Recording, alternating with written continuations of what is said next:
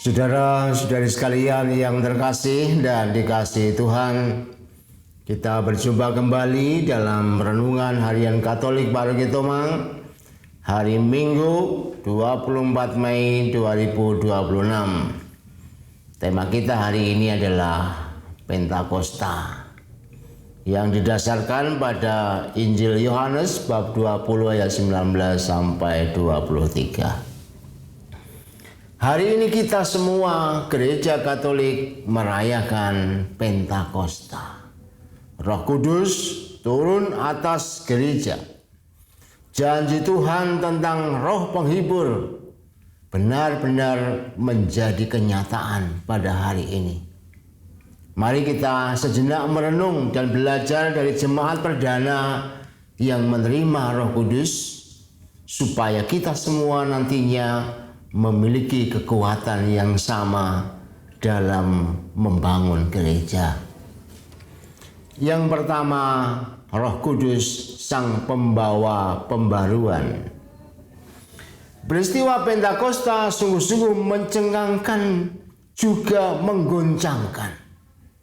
Kehadirannya di tengah-tengah para rasul seperti bunyi tiupan angin keras.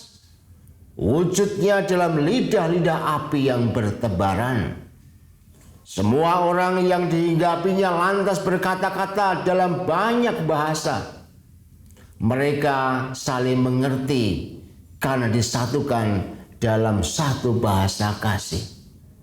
Meskipun mereka berasal dari macam-macam orang yang mempunyai banyak bahasa, tapi kata-kata para rasul dapat dimengerti oleh mereka.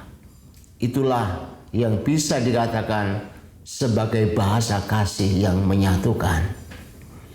Roh Kudus juga telah mengubah pola hidup para rasul.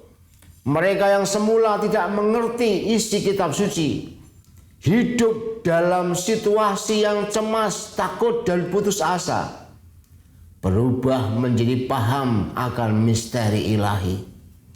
Hati mereka terbuka, keraguan menjadi hilang, dan mereka semua yang dahulunya mengalami ketakutan sekarang menjadi seorang yang pemberani. Kebodohan diubah dalam sekejap, dan mereka dipakai untuk mewartakan karya agung Tuhan kepada dunia ini. Roh Kudus memberi daya ubah yang luar biasa.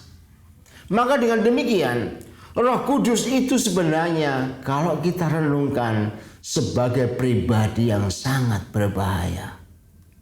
Kenapa berbahaya? Karena Roh Kudus itu mengubah segala sesuatu, mengubah hati kita, mengubah pikiran kita, mengubah pola hidup kita. Berbahaya karena persoalannya adalah apakah kita siap dan mau berubah. Yang kedua, Roh Kudus sang penolong sejati. Mari kita sedikit menengok dunia yang kita hidupi sekarang ini. Di mana-mana ada iri hati, dengki, dan pemecah belah. Di sana sini ada kebrutalan, kekacauan, dan pembunuhan. Banyak orang mementingkan diri sendiri, serakah, dan mencari kepuasannya. Dunia politik dalam negeri dan global tidak sedang baik-baik saja. Harga minyak naik parah 2 kali lipat. Biaya hidup makin sulit dijangkau. Hidup bersama dengan damai, saling menghormati dan mencintai dalam hidup yang aman dan nyaman, seakan-akan cuma angan-angan. Semua yang indah penuh damai tidak kita temukan dalam masyarakat global sekarang ini, pun pula di dalam negeri yang kita cintai ini. Kita masih terus-menerus dalam tantangan yang lumayan berat. Dengan kemampuan dan perhitungan manusiawi saja, tidak mungkin semua ini bisa teratasi.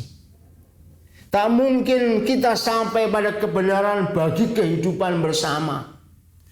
Firman Tuhan mengingatkan kita untuk menaruh diri dibimbing oleh roh kebenaran yang akan membuat kita berani membela dan mewujudkan yang benar.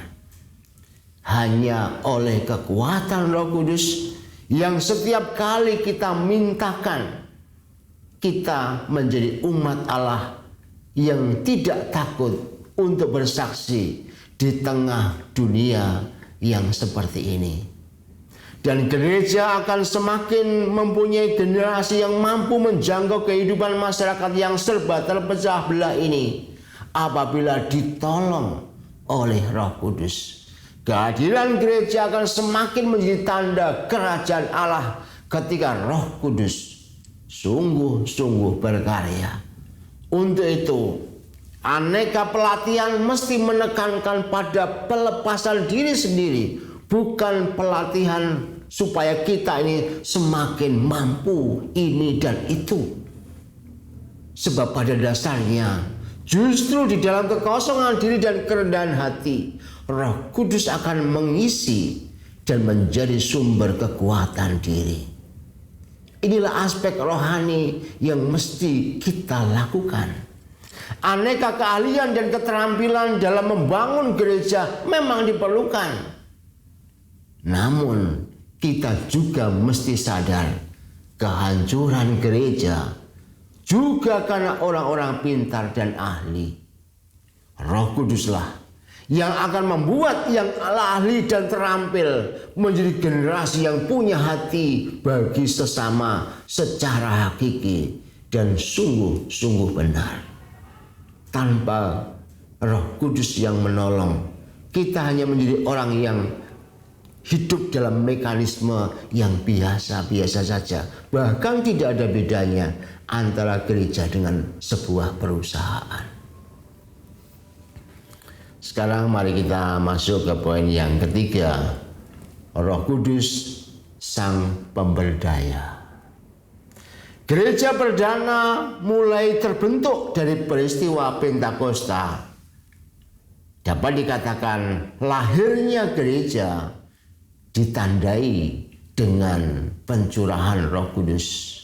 Hidup dan perjalanan gereja dijiwai oleh Roh Kudus sehingga bisa bertahan sampai akhir zaman.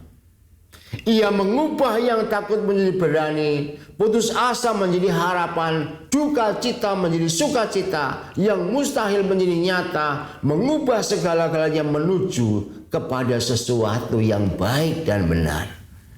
Gereja disempurnakan dan dapat berkembang seturut kehendak ilahi melalui daya Roh Kudus yang mengalir secara tak terduga. Manakala kita hendak mengembangkan diri, kita mesti bertanya, apakah gereja sungguh-sungguh siap menerima kuasa Roh Kudus sebagai sosok pemberdaya dalam hidup? Acap kali kita mengharapkan Roh Kudus datang untuk memberi kekuatan baru kepada gereja, namun kita masih bertahan dengan pola hidup sendiri yang aman dan nyaman. Kita masih mempertahankan status quo kita, bukan Roh Kudus yang menggerakkan, yang mendayakan. Tak jarang terjadi terhadap perubahan-perubahan yang baru dalam gereja, kita mudah terkejut. Kemudian kita juga menjadi orang yang gampang tersinggung dan merasa dikurangi atau tidak dihargai peran-peran kita. Kita mengharapkan Roh Kudus untuk mengubah kita, namun kita membiarkan kehadirannya tidak mengubah kita. Kita mengharapkan supaya Roh Kudus mendayakan kita, tetapi kita semua tetap menggunakan daya-daya jasmani kita. Gereja akan memiliki sumber daya manusia yang melimpah ruah, dan dunia menjadi baru saat Roh Kudus mulai berperan. Dalam suasana dunia yang tampak tidak jelas dan membingungkan ini, Roh Kudus akan menggerakkan orang-orang yang siap diubah untuk membangun kerajaan Allah. Roh Kudus menjiwai setiap hati yang terbuka dalam kerendahan hati untuk meneruskan karya Yesus ini. Dengan kekuatan Roh Allah sendiri, Roh Kudus Sang Penolong tersebut, kita akan menjadi seorang utusan, atau kita semua dalam gereja membuat gereja menjadi utusan Allah untuk membangun kerajaan Allah di tengah dunia ini. Untuk itu, tiap-tiap kali kita diajak untuk berdoa, ya Roh Kudus, bernafaslah dalam diriku, bernafaslah dalam gerejaku. Sehingga dengan demikian, maka hanya Allah yang menggerakkan kita. Kita membiarkan diri dalam kekosongan supaya Roh itu mengisi kita. Sehingga akhirnya kemuliaan Tuhan yang menjadi satu-satunya motif kita di dalam melaksanakan karya perutusan. Tuhan memberkati.